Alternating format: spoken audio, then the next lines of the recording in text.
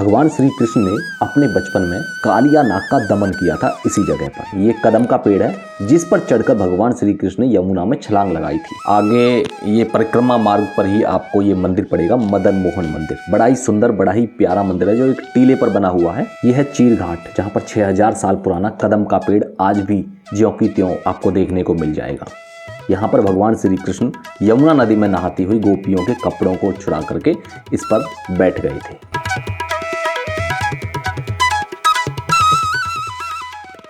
तो बहुत बहुत स्वागत है दोस्तों आपका कान्हा की नगरी में। छठीकरा में हूँ अभी मैं। यहाँ से वृंदावन लगभग 3 किलोमीटर की डिस्टेंस पर पड़ता है। जस्ट सामने आप देख रहे हैं NH-19। दिल्ली से या आगरा से जब भी आएंगे तो आप यहीं पहुंचेंगे और यहाँ से होकर के आप वृंदावन की तरफ टर्न करेंगे।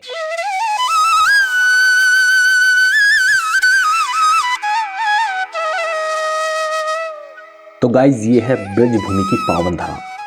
यहाँ पर हर कदम पर श्री कृष्ण की अनगिनत लीलाएं बिखरी पड़ी हैं और उन्हीं अद्भुत लीला स्थलों में से आज हम जाने वाले हैं कालीदेह मंदिर, इसके अलावा मदन मोहन मंदिर और चीर घाट। कालीदेह मंदिर जहाँ पर भगवान श्री कृष्ण ने अपने बचपन में कालिया नाग का दमन किया था। तो आज की इस वीडियो में इन्हीं सभी स्थलों को कवर करने वाले हैं। बने रहिएगा वीडियो पर एंड तक।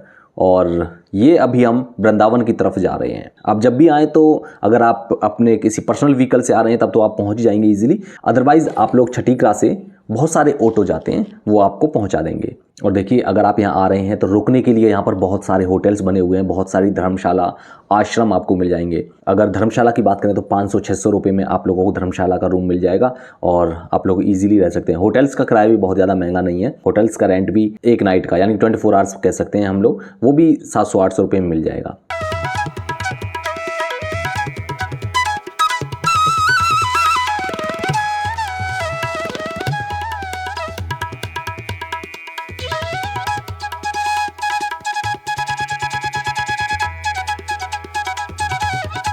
ये है वृंदावन का बहुत ही फेमस टेम्पल, प्रेम मंदिर।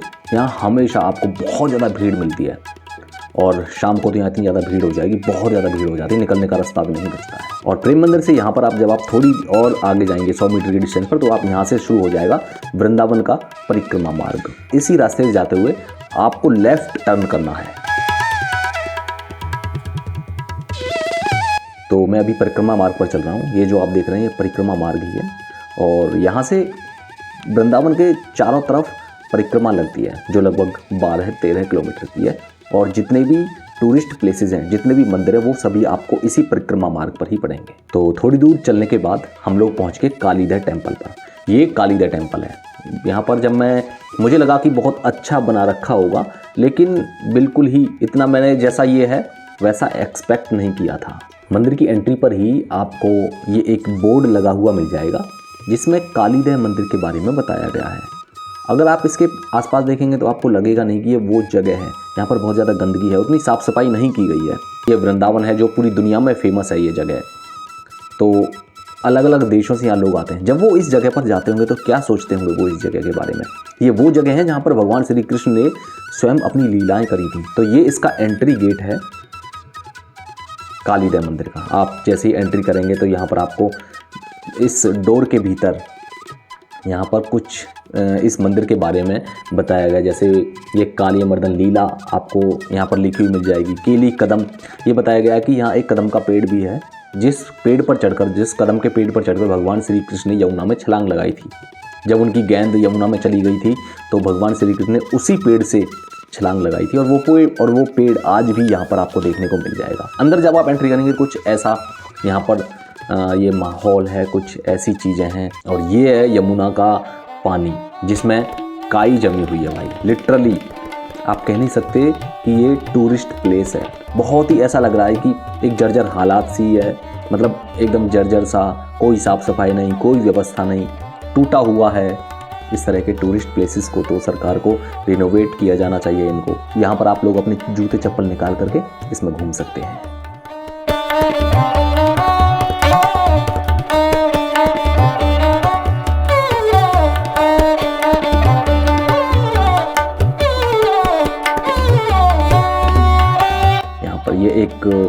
यहाँ पर जो देख रहे हैं चबूतरा सा बनाया हुआ है, बैठने के लिए है। लेकिन बंदरों का आतंक इतना ज़्यादा है कि आपको बहुत सावधान रहना पड़ेगा। आप बैठ नहीं सकते, कुछ खा पी नहीं सकते, इवन अपना फ़ोन भी बाहर नहीं निकाल सकते हैं। इस पर जो नक्काशी वगैरह की गई है बहुत ही सुंदर, बड़ी ही प्यारी, एकदम लग रहा है कि हाँ उसी टाइम का आर्किटेक्चर बनाया गया है। ये सब जो सारी चीज़ें आप जो देख रहे हैं यहाँ पर, बंदरों का आतंक बहुत ज़्यादा, आप सावधान रहिएगा। अगर आप फ़ोन वगैरह, अपने चश्मा वगैरह हैं आपके साथ में, उनको अपने बैग में या अपने पॉकेट में रख लीजिएगा, अदरवाइज़ कब आपके हाथ से वो छीन करके ले जाएंगे आपको पता भी नहीं चलेगा। ठीक है, इस चीज़ का आप लोगों को ध्यान रखना है। ये यहाँ पर एक मंदिर बनाया हुआ है, कालीदेव मंदिर है ये, और इसमें भगवान श्री कृष्ण की प्रतिमा है। इधर साइड में देखिए यार, साइड में आप जब देखेंगे यहाँ पर इतना मतलब लोगों की गाय भैंस बंधी हुई है, गोबर वहीं पड़ा हुआ है, तो बिल्कुल भी कोई साफ सफाई नहीं हो रही। एंड ये है वो जगह जहाँ पर भगवान श्री कृष्ण ने कालिया नाग का दमन किया था। यहाँ पर उस टाइम यमुना नदी बहती थी, और जो आज यमुना नदी आप देख सकते हैं वो यहाँ से लगभग 100 मीटर की डिस्टेंस पर है। इतनी दूर चली गई है यमुना नदी, और ज़्यादा ही होगी यहाँ से। तो इस पानी को देखिए, थोड़ा सा ये साफ़ सफाई कर दी जाए तो थोड़ा अच्छा लगेगा। यहाँ पर भगवान श्री कृष्ण कालिया नाग के फन पर खड़े होकर के नृत्य कर रहे हैं, डांस कर रहे हैं, और इसके आजू बाजू में जो कालिया नाग की रानियाँ थीं यानी कि नागिन, वो आपको वो यहाँ पर बनाई गई हैं, जो हाथ जोड़कर खड़ी हुई हैं भगवान श्री कृष्ण के आगे की रहने दीजिए। कालिया नाग की जगह जो यमुना के भीतर जो बनी हुई थी, उसका महल, ये कुछ वैसी ही चीज़ें बनाई गई हैं आप जो देख सकते हैं, है ना। और ये जो सामने आप जो ये पेड़ देख रहे हैं ना, ये वो पेड़ है कदम का पेड़, जिस पर चढ़ करके भगवान श्री कृष्ण ने यमुना में छलांग लगाई थी।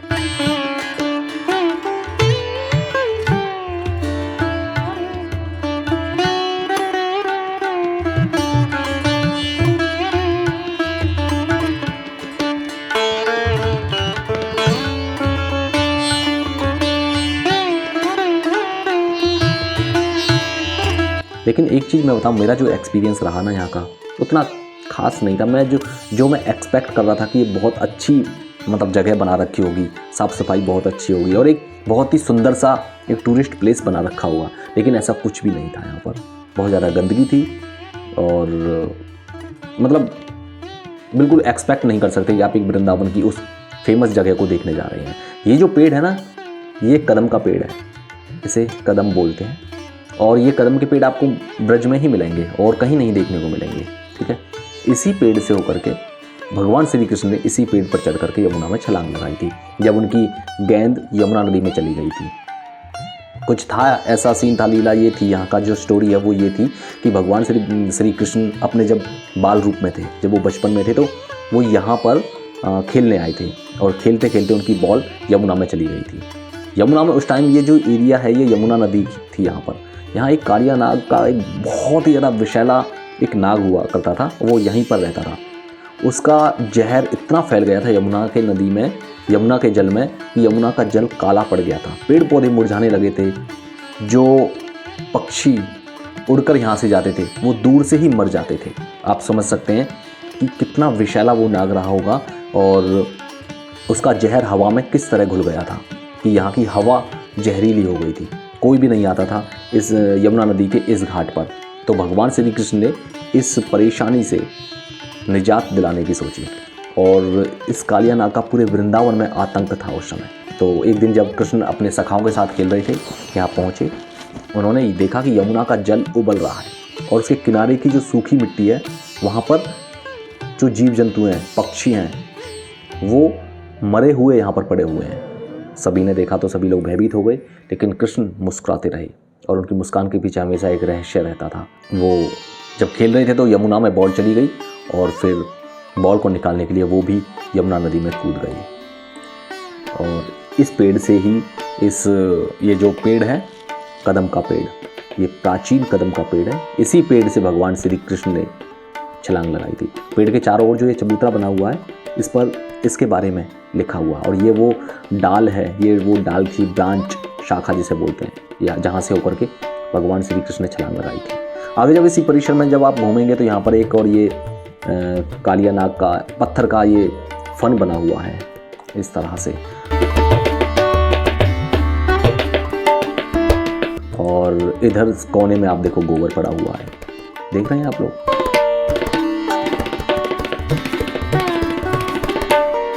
क्या आप कह सकते हैं, सोच सकते हैं ये वो जगह है या एक ये टूरिस्ट प्लेस है? ये आप कह सकते हैं क्या? ये देखिए, तो मुझे तो नहीं लगता कि इस तरह से अगर कोई टूरिस्ट आएगा तो वो ये कहेगा कि वाह वाव वाव वाली बात नहीं निकलेगी यहाँ से। ये नहीं आएगा कि वाह क्या जगह है, नहीं, कभी नहीं। ये मनोकामना स्थल भी है कि यहाँ पर आप लोग चुनरी वगैरह बांध सकते हैं अपनी मनोकामना के लिए। जो भी आपके मन में इच्छा है वो यहाँ उसे लेकर के आप लोग यहाँ पर चुनरी वगैरह बांध सकते हैं, आपकी इच्छा पूरी हो जाएगी। तो इसको मनोकामना स्थल भी बोला जाता है। तो ये था भाई कालिया दमन घाट, इसको बोल सकते हैं, कालीदय मंदिर इसे बोलते हैं। तो चलिए अब यहाँ से निकलने का टाइम हो गया है, और यहाँ से निकलने के बाद अब हम जाएंगे रास्ते में ही अगला जो मंदिर पड़ेगा। यहाँ से ये बाहर निकलने के बाद ये सामने जो आप देख रहे हैं ये परिक्रमा मार्ग है। यहाँ से होकर के परिक्रमा लगती है वृंदावन के चारों ओर, ठीक है। 12-13 किलोमीटर की परिक्रमा है। आप लोग पैदल भी लगा सकते हैं, आजकल तो लोग ई रिक्शा से लगाते हैं, तो आप जैसा मन करे वैसा लगा सकते हैं। लेकिन परिक्रमा तो भाई पैदल ही लगती है, वो भी नंगे पैर। लेकिन बहुत से लोगों पर नहीं चला जाता है तो वो आजकल जो है ई रिक्शा से ही परिक्रमा लगाते हैं। आगे जैसे ही चलेंगे तो आपको मदन मोहन मंदिर मिलेगा, ठीक है। ये सामने आप देख रहे हैं मदन मोहन मंदिर, जो बहुत ही पुराना मंदिर है और एक टीले पर बनाया हुआ है, ठीक है। काफ़ी सुंदर मंदिर है और काफ़ी अच्छा ये मंदिर बना हुआ है, जो कि एक टीले पर बना हुआ है।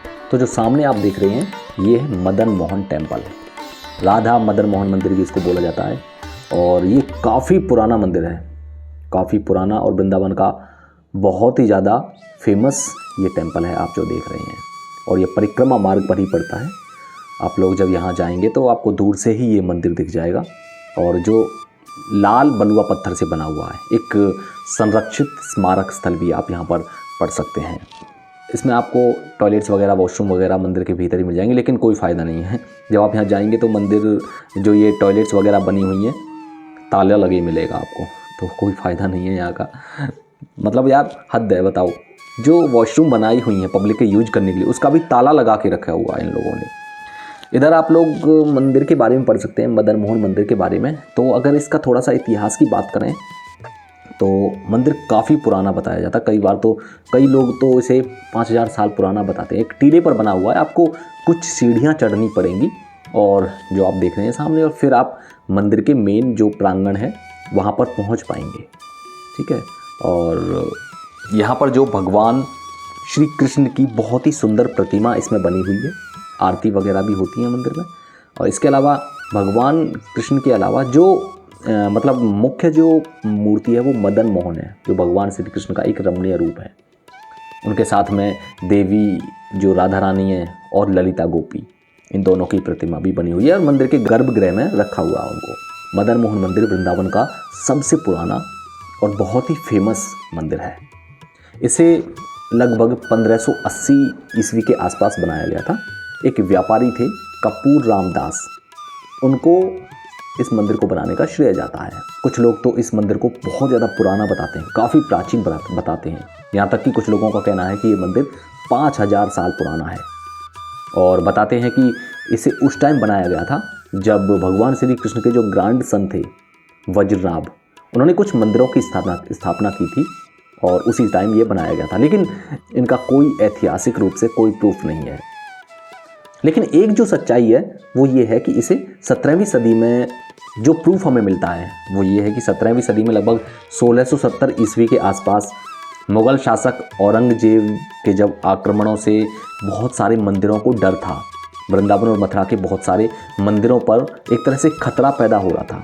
उस टाइम जो मदन मोहन की जो ओरिजिनल डाइटी हैं यहाँ के, और उनकी उस टाइम की जो ओरिजिनल प्रतिमा थी, जो मूर्ति थी, उसको बचाने के लिए बहुत ही गुप्त तरीके से, यानी कि बहुत ही छुपके से, और उस मूर्ति को यहाँ से ले जाया गया ताकि औरंगजेब जो मुग़ल शासक वो इसको तोड़ ना सके, और उसे राजस्थान में पहुँचाया गया। राजस्थान के करौली में ले जा करके वहाँ पर स्थापित कर दिया गया। बाद में 19वीं सदी में ये हुआ था कि जो पुराना मंदिर था वो पूजा के योग्य नहीं रहा था, काफ़ी जर्जर हो गया था, तो उसकी जगह एक नया मंदिर बनाया गया। और आज जो मंदिर है इसमें जो मूर्ति है वो उस ओरिजिनल मूर्ति है ना, जिसे ले जाकर के राजस्थान के करौली में स्थापित कर दिया गया था, उसकी एक रेप्लिका ही है। और ये मंदिर लगभग 50 फीट की हाइट पर बनाया गया है, जहाँ से यमुना नदी और आसपास का जो सीन है, बहुत ही सुंदर दृश्य आपको यहाँ से देखने को मिलेगा। मंदिर में बंदरों का बहुत आतंक है, ध्यान रखिएगा इस चीज़ का।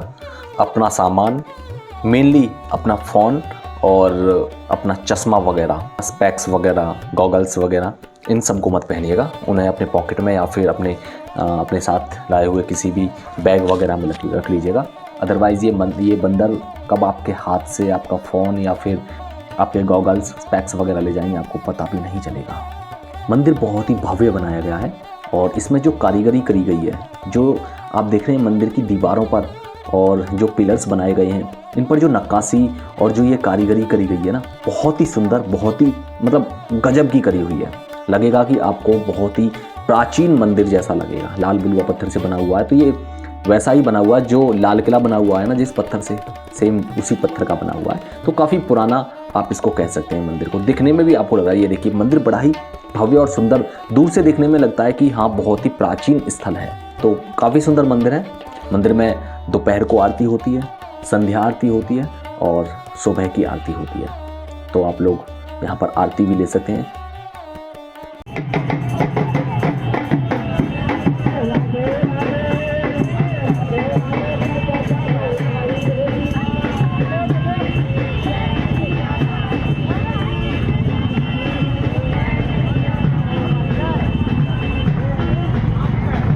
और चलिए मंदिर से बाहर निकलेंगे तो आप थोड़ी दूर पर जाकर के यहाँ पर चीर घाट मिलेंगे। बहुत सारे घाट बने हुए हैं। यमुना नदी के किनारे किनारे ये परिक्रमा मार्ग, ये जो परिक्रमा चलती है, और यमुना नदी के किनारे किनारे बहुत सारे घाट बने हुए हैं जहाँ पर भगवान श्री कृष्ण के कोई ना कोई लीला जरूर करी थी। आगे रास्ते में आप लोग यमुना नदी का आनंद ले सकते हैं, बोटिंग का आनंद ले सकते हैं और घूमते फिरते आप लोग बहुत ही रमणीक जगहों पर पहुंच सकते हैं। बहुत ही सुंदर सुंदर जगहों का आनंद ले सकते हैं आप लोग। लेकिन एक चीज़ का याद रखिएगा, यमुना नदी का पानी बहुत गहरा है, तो इसमें उतरने की बिल्कुल भी कोशिश ना करें। अगर आपको यमुना नदी का आचमन करना है तो किनारे पर रह कर के ही यमुना नदी के जल को आप लोग यहाँ पर मतलब नहा सकते हैं। घाट बने हुए नहाने के लिए भी, और यमुना नदी के जल को भी छू सकते हैं। तो और लेकिन यमुना नदी काफ़ी गहरी है, तो इसको काफ़ी ज़्यादा गहराई में उतरने की कोशिश ना करें, अदरवाइज़ कोई ना कोई हादसा हो सकता है। इसके अलावा ना यहाँ पर आपको, अगर आप पैराग्लाइडिंग वगैरह करना चाहते हैं तो यहाँ पर पैराग्लाइडिंग भी आप लोग कर सकते हैं। शायद 2000 या 2500 रुपये का चार्ज है पैराग्लाइडिंग का। यमुना के ऊपर पैराग्लाइडिंग आपको कराएंगे, पैराग्लाइडिंग कर सकते हैं। और बोटिंग अगर करना चाहते हैं तो बोटिंग का चार्ज आप सोच भी नहीं सकते, इतना सस्ता है। सिर्फ और सिर्फ 5 रुपये सवारी, 5 रुपये या 10 रुपये। 10 रुपये तो हर कोई लेगा, लेकिन यहाँ पर कंपटीशन होगा तो वो खुद ही आपसे कहेंगे कि 5 रुपये पर पर्सन दे देना। तो आप लोग बोटिंग का आनंद भी ले सकते हैं। और आगे चल के आप लोग पहुँच जाएंगे चीर घाट। चीर घाट वृंदावन में यमुना नदी के किनारे बना हुआ एक घाट है। ये स्थान प्रेम, भक्ति, समर्पण और निर्लिप्तता का प्रतीक है। यहाँ पर गोपियों ने अपनी शर्म छोड़कर, भय छोड़कर सिर्फ कृष्ण प्रेम के लिए कदम रखा। ये संदेश आज भी भक्तों के लिए बहुत ही प्रेरणादायक है।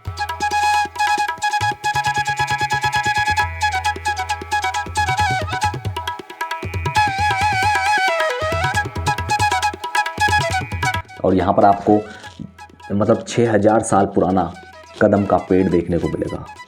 आप ये जो सामने देख रहे हैं आप लोग, ये वही जगह है। 6000 साल पुराने कदम, ये वृक्ष है वो कदम का जो 6000 साल पुराना है।